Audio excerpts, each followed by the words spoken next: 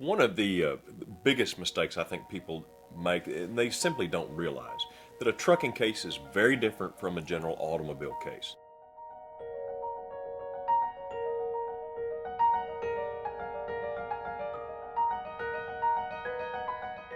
When a truck is involved, an 18-wheeler tractor trailer is involved in a significant injury, you can bet that the trucking company and or insurance company is going to have investigators involved, engineers involved.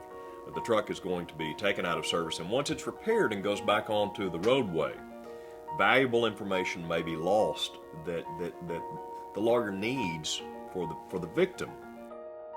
The other thing is that people, I think, sometimes have the impression that, well, it's a car wreck involving a truck, so how different is this? I can go to any lawyer that does car wreck cases. And nothing could be further from the truth, because there's a whole different area of regulations, for example, that apply. There are different issues involved, many different issues involved from the standpoint of mechanical failures, maintenance-related issues, because these trucks are on the road so much for such prolonged periods of time. The maintenance schedule and history is very different from your car or my automobile in terms of what has to be done to properly and safely maintain that vehicle.